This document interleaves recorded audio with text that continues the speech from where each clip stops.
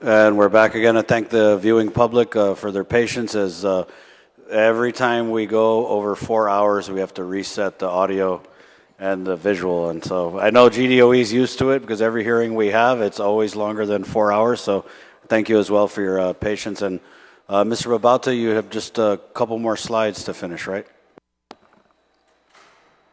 Actually, I think we've already addressed the parent services and the gaps kind of out of order and the SPED dashboard. So we're basically at the last slide deck with but open it up to questions. Thank you. Okay, Senator Brown.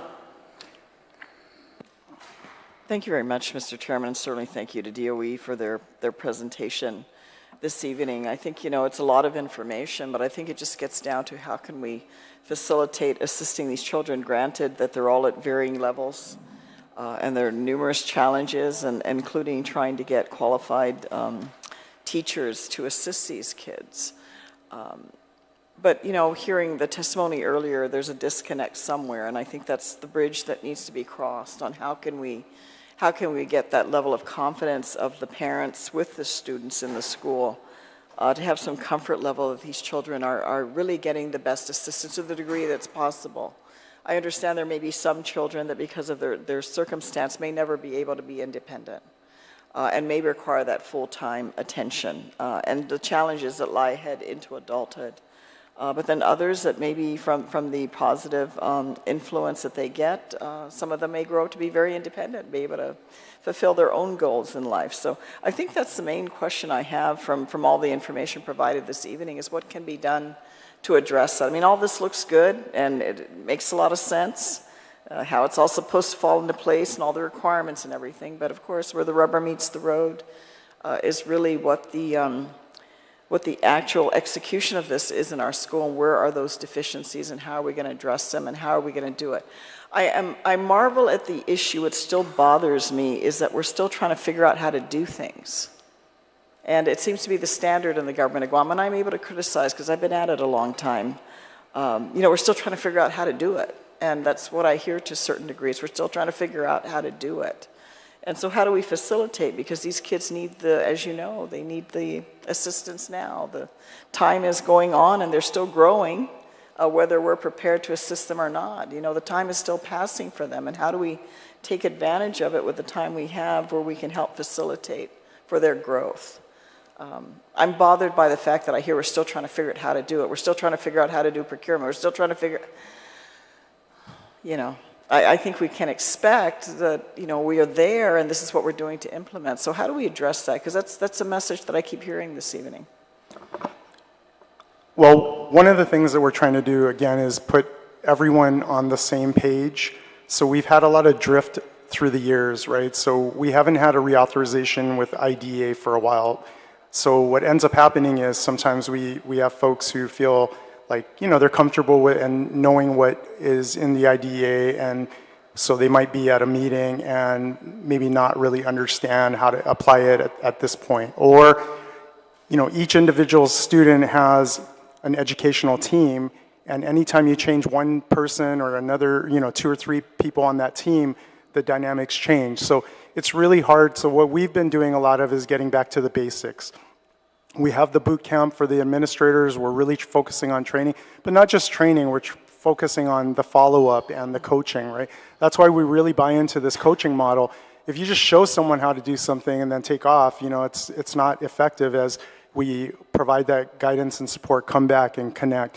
And then where the rubber meets the road is with the administrators at the schools taking the helm, because that's where all of this stuff takes place, right? And we have a lot of great administrators, so we are working with them to bring them all together. We have some new administrators, and so we just want to get back to the basics and get that reset. So, and then just constantly, checking away. We're constantly doing after-action reviews. What's working, what's not, what's working we're going to keep, what's not, and that's where we drill down that data. And we find out a lot, right? We'll find out that one school is having a lot of issues with discipline. So then we can look at, well, where is that discipline happening? Is it with a particular teacher? Is it a particular, grade level? Is it during a particular time of the day? So when you scratch below and you play detective, you get a little bit more understanding. And once you know what the root cause is, then we can go in with the appropriate plan. If we don't know what the root cause is and we just keep throwing, you know, different ideas at it, it doesn't really work. And that's kind of where we're at that point right now, where we're constantly evolving. The team here is going through an evolution as well. We're looking at some talent management and shifting so that we can get some influx of energy again, right? I mean, when you work with something for so long, you kind of, maybe the steam starts to run down, but you know, we're starting to pick up the energy within the entire department, within our team as well. So we're trying to get everyone motivated district-wide. We're trying to get everyone motivated internally, and so that we can, you know, keep fighting the good fight. Because right now, you know, when you go out there, there's a lot of folks who are just not having it, and they're just kind of burned out. So we're just trying to get everyone back on the same page. One of the things that parents brought up is this feeling of being targeted, or that, you know, if they mentioned early, if they raise concerns, they fear that they'll be targeted or their children might be harmed in some way. And I don't know what it is about human nature, but for some, there's a tendency to want to, when someone's weak, you know, there are people all of a sudden that want to assert themselves because they see weakness and somehow they pursue that. And I'm dumbfounded by it, but it's a reality we seem to have to deal with every day. So what protections are in place? Because I don't think any parent, if they're concerned about their child, and I understand that there are challenges for anybody, no matter what the circumstance your child may be in, you know, you're going to want to ensure that they're treated well and they're protected. Well, but why would that be a concern that they would bring up? I think why does it exist? I think it's a cultural thing, right? If you go to a restaurant and you order a meal and it comes back and it's not exactly the way you want, sometimes you say, well, do I want to risk it and send it back and maybe upset the waiter? Maybe they might spit on our food, you know, I don't know, right? But in terms of at the school level, when I talk to school teams, I've never got that feeling. So it's either a perception thing, and the fact that that's happening, we need to go back and remind all the administrators and the school teams that that's not what we're here for. The checks and balances is a good thing, right? We want to make sure that we hear the parents out. The first thing that we ask is, are there any parent concerns? So we want to make sure that that culture is supportive and inviting, not adversarial from the start, right? You know, there's a time and a place for adversarial, right? When we see Dan Summerfleck walk in, then we know. But aside from when he's not in the meetings, you know, it's usually pretty light, so. Well, I just think it's something that needs to be addressed because, you know, as much as we at this level would like to think everyone on the team is on the team, sometimes you find out that's not the case. And like I said, I don't know if it's human nature, but there's a tendency for some to want to abuse that power because they have it. And if there's no check into that and no follow-up, and then also if parents are afraid to speak up because they're afraid of retaliation. And there really should be no place, especially, I mean, if it involves your children, but in this particular case, we're also talking about children with special needs, even more the reason, because some of these children will not be able to speak up. And it happens. And I mean, we've seen child sexual abuse in our schools. That's very bothersome to me. Because I would like to think that, you know, you're taking your child to a place that should be safe.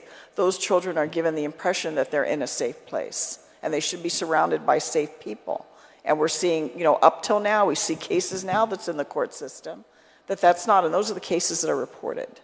So I just think we need to put a little extra effort into the sensitivity and how do we get that message out? How do you get the confidence of these parents that if they have a concern about how their child is being treated, that there's a mechanism for that to be addressed and addressed in a positive way, because it's very hard when you feel you're up against the system, and more so because there's an additional fear level. I mean, we all want our children to do well, but if they have limitations that you're even more worried about, on top of that, layering it just as a regular parent would have, I mean, you can understand why there's that concern and that apprehension and probably that fear and that anger because they feel their child is not in a situation where they can even defend themselves. I mean, I feel like that. I mean, I would hope my child will be able to tell me, but my child can't tell me if they're being harmed in any way. But what more for those that cannot speak for themselves? And We do have people, unfortunately, doing bad things, and they're in the system. They're in your department as they are in other departments, and it's just how do we identify it, how do we address it, and how can we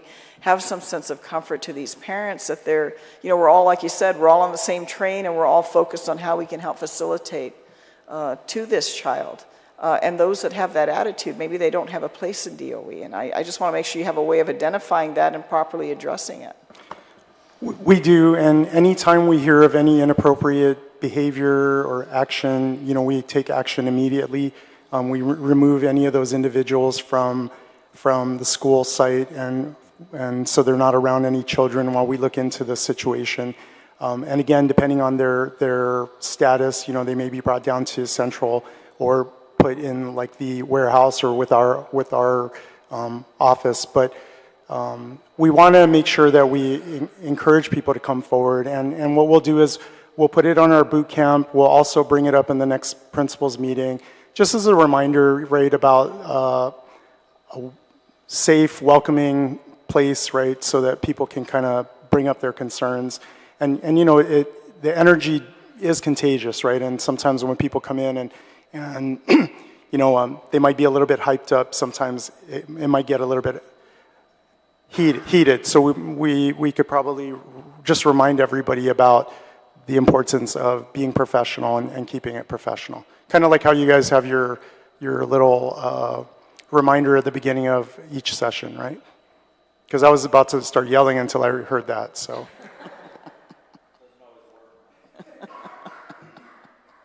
I appreciate it. Thank you very much, Mr. Chairman. Also, thank you, Senator Brown. Thank you for being here. Appreciate it. I did have a few. So, Tom, I know we talked about the certified SPED teacher, but when I looked at some of the documents from the maximization committee, and they listed the shortages, but on SPED, there was only a handful,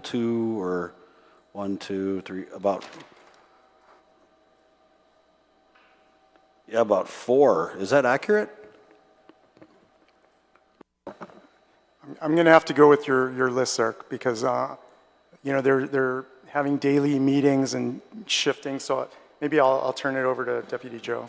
Yeah, I'm actually we'll have to go with your listing because I don't have the details. I'm not on that particular task, but I know that the intent was, even if they're not special ed teachers, the fact that they're certified teachers who may be excess, they would still go into those special education classes, and SPED would actually provide support. So the logic is, even though they're not certified, if they're a certified teacher who may not be certified in SPED, it's better to have a certified teacher in there than a school aide or a limited term teacher who doesn't have a degree or doesn't have specialized training. So the actual numbers of excess SPED may not match up with the actual vacancies.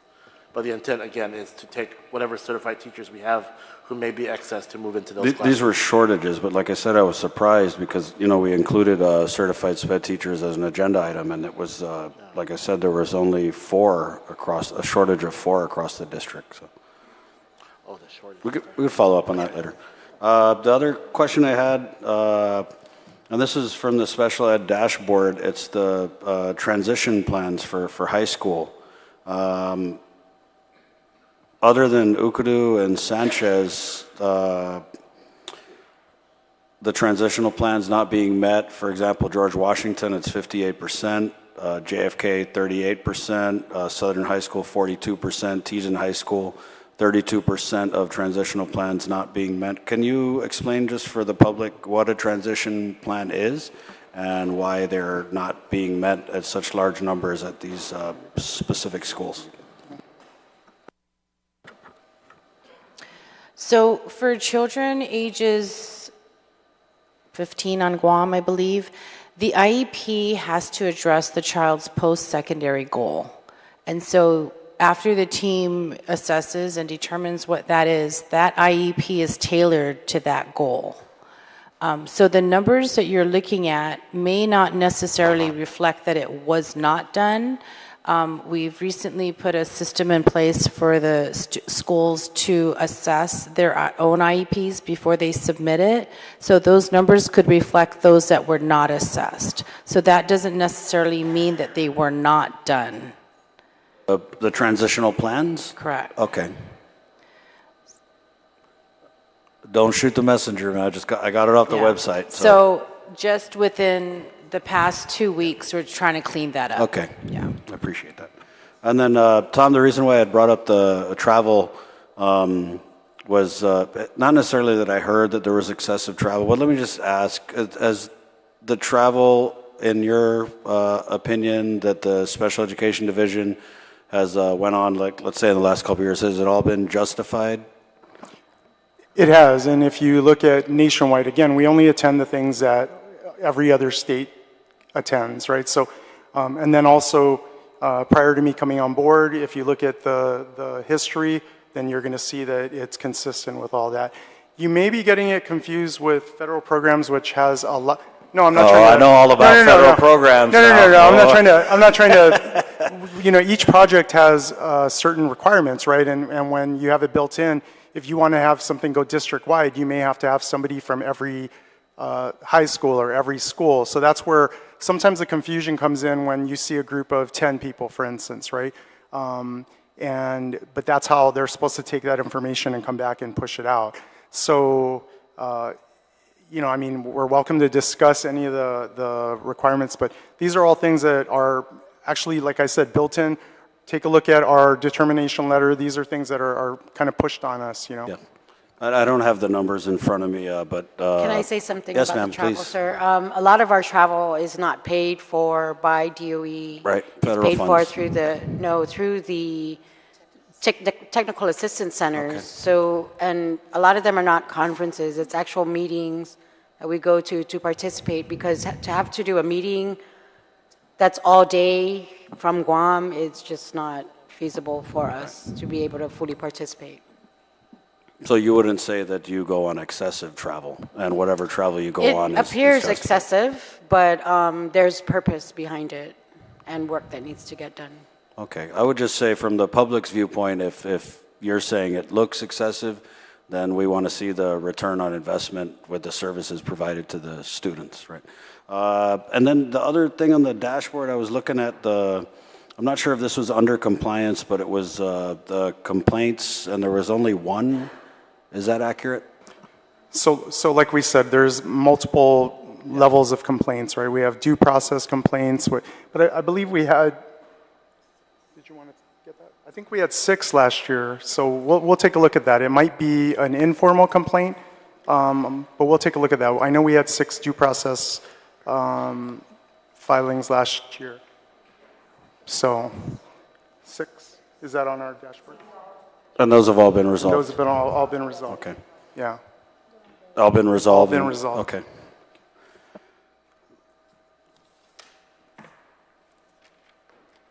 Could you just elaborate a little bit? Earlier you said that you were in receipt of a complaint from the Office of Civil Rights, but it had been addressed? A parent had made a complaint about not having an IEP timely, and we went through the resolution process, and it was resolved. It was pulled back, so there's no issue. But again, we would encourage folks to go through the process of the due process, which is, you know, the easiest, or at least I would recommend that, because then, you know, it kicks in the mediation process and the resolution time, and, you know, where we can sit and meet. So the OCR complaint took a little bit longer, but, you know, it really all depends. You know, parents are given multiple avenues to make complaints.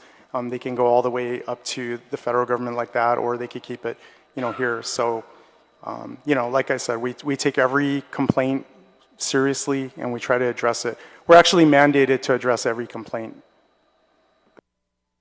And then earlier, I forget which one of you, we talked about the Tiny Eyes contract, and then it was said that they were the lowest